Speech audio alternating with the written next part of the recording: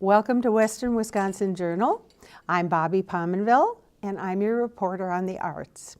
Well, today I've invited someone I've known for many years. I've admired this person so much.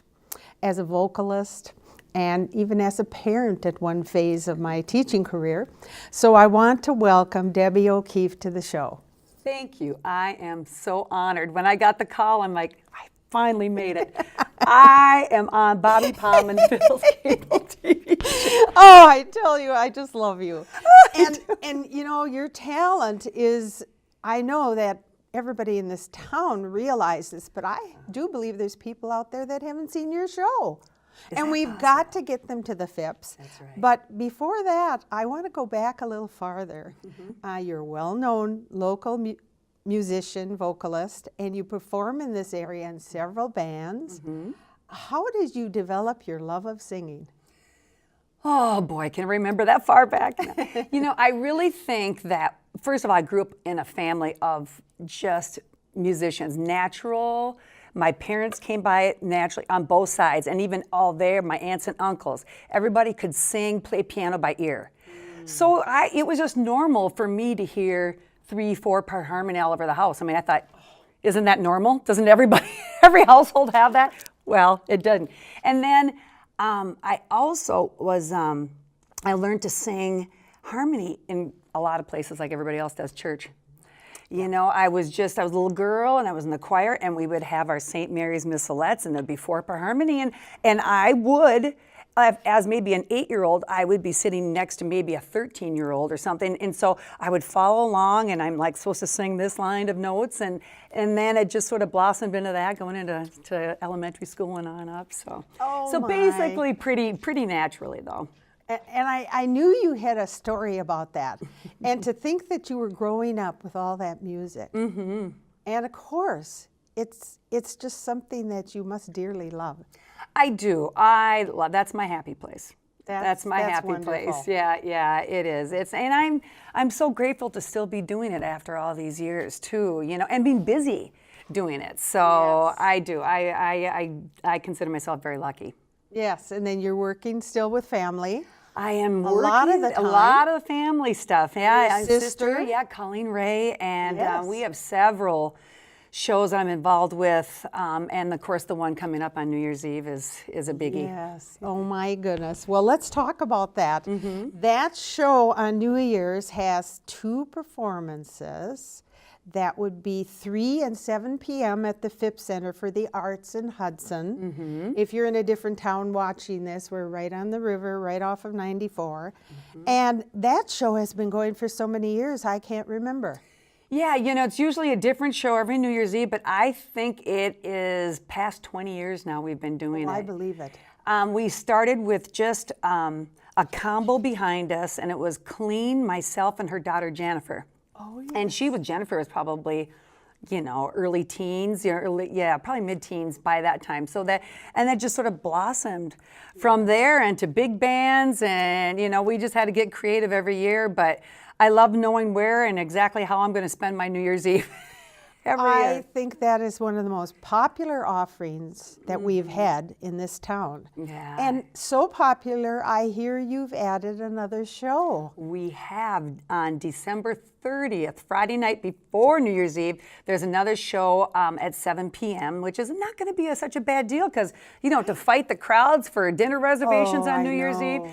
So you can come down Friday night, 7 o'clock. You'll probably be out there by 9 at the latest and It's on your perfect. merry way. Yeah. It's just perfect. And you know, I'm with you. I've seen the crowds, and it is hard sometimes with parking around there. But you can get it. You can Yes, do it. You yep. might have to walk a little. Yeah. But the fact that you have added this extra show really delights me because it's well deserved. Well, yeah, you know, and we had done this show a couple of years ago, so we thought when we added it back in on this year, it's like, boy, is anybody else going to come back and see it? Well, apparently they want to see it again. So I'm that's sure they do. And now, what is the theme this year? It's Sinatra and Company is the name of the show, so we're doing music from the Rat Pack. So of course yes. we have, you know, we have Frank Sinatra tunes, but we also have Judy Garland and Marilyn Monroe and Rosemary Clooney, and we even do some Rat Packy kind of bar kind of situations. We're in Wisconsin, you have to have a bar on stage, right? Yes. Well, I guess you do. It's allowed, I think. That's right. Everything goes in Wisconsin. And then you have a young man with you, as a guy with you Yeah. singing. Who is that? That is Tim Patrick. He is this fabulous singer that I started singing with. It's Tim Patrick and the Blue Eyes Band, and I started singing with them about 5 years ago. And then Colleen came to one of our gigs and heard him, and she's like, "Okay, we got to make a show." So good. there, the Sinatra and Company was born. That's just wonderful. Yeah, and we have a 10-piece band behind us, and they are also very fabulous. The Blue Eyes Band, of course. Okay, now I hadn't heard that name before. Blue Eyes Band, yeah, they travel with Tim, and and they do Okay. it. They back us up in the show. Just fabulous musicians. Well, there you go. And so you really got at least 3 vocalists. That you've got Yeah, this it's band behind Yeah, you, which is it's going to be such It's fun. an extravaganza. And the music is Yeah. going to be absolutely fantastic because people love that, especially on New Year's. Oh, when you're out absolutely. celebrating and that. Yep. It's perfect. Absolutely. Well, that's not the only gig you have. Now, I see you're doing a lot of things with Minnesota Jazz Orchestra. Yes, the Minnesota Jazz Orchestra. I've been with them for 17 years this month, if you can believe that. So Christmas at the Caves will be this Thursday, December 8th. So Oh, we do. yes. So we're at the Wabasha. We are at the Wabasha Street Caves the second Thursday of every month, and then we always do a concert in the park here in the summer. Oh, yes, I knew that. That's always the first Thursday in August, so we're always there. We have the conga lines going, and I love singing out in our outdoor concerts. And then I'm with the Century Jazz Ensemble. Yes. Also, and we have a free concert this Sunday at Century College at 3 p.m. It's another full 17-piece big band, fabulous musicians themselves, all Christmas music.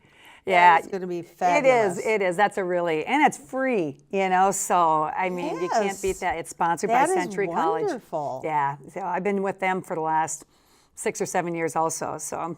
So I'm going to mention, Yes. I forgot to mention the FIPS. You may contact the FIPS if you're interested in their concerts. I can't talk, www.thefips.org or the box office. I know you can find the number, but it's 715-386-8409. Mostly seating at the new concert, and that would be Friday, Yeah. You got 7 that. p.m. Yes. So be sure you call there.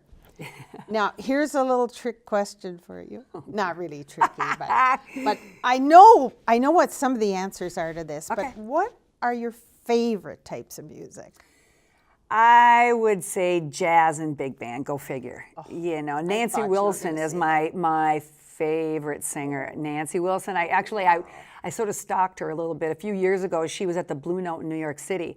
And I have a daughter, Samantha, that lives out there. Yes. So I went out there and we went to her concert and I contacted her manager and I said, "Listen, I've got to meet this woman." Oh, She's like, "Okay, come on back." And so so I got a neat. picture with her and I'm like, "Oh yeah, she's my favorite." So Oh my gosh, yeah. how wonderful. I You know. actually met her I and got heard to her. meet her. Yeah. She was my Facebook profile picture for a while, my picture of Nancy Wilson and me. So that's your inspiration and kind Yes. of like who you look up to. Yeah, I mean, her voice is, to me, is one of a kind. You hear that voice and it's like, that's Nancy Wilson.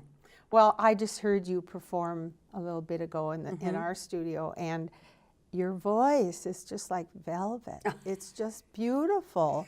And the way you can improvise with it, Oh, it's thank just you. wonderful to hear that. Oh, well, It's a real talent. Well, and over the years, as like anything, you practice and you keep doing it and, you improve. I mean, anytime that I perform, there's always something I take away from that.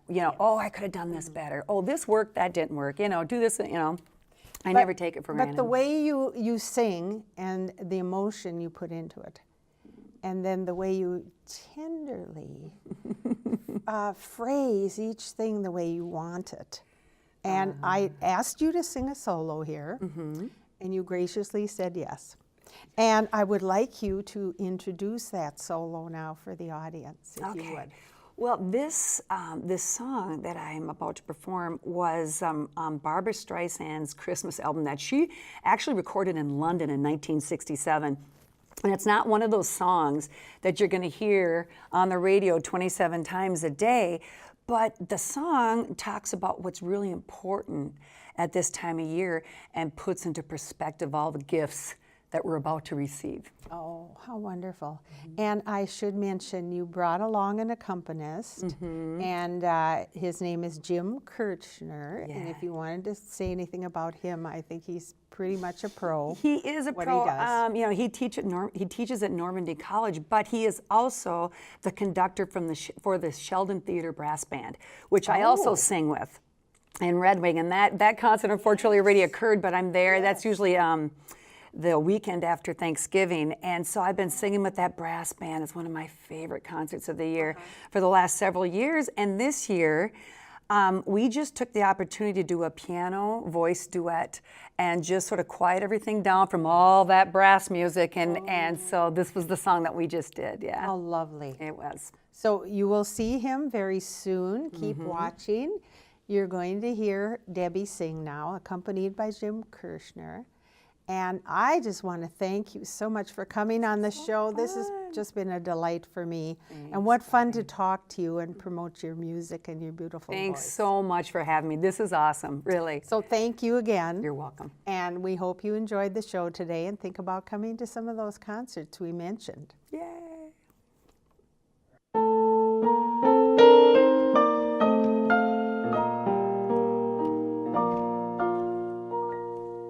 The best gift that I ever got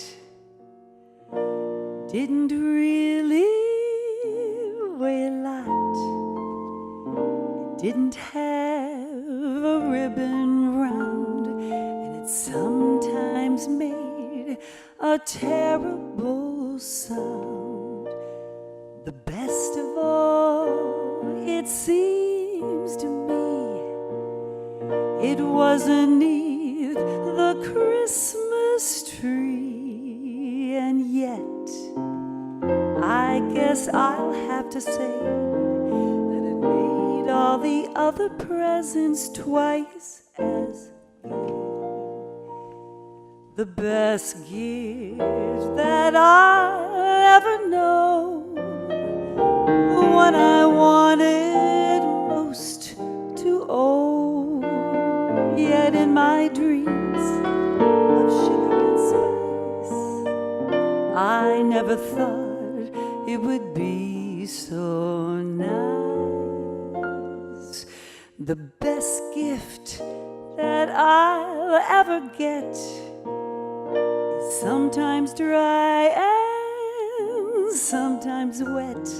It's usually pink, but oftentimes red, as it lay so innocently in its bed. The best gift of the year to me, the one I hold most dear to me, the gift that simply drove me wild,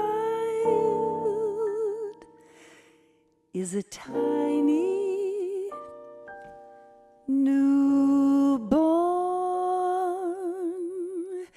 child.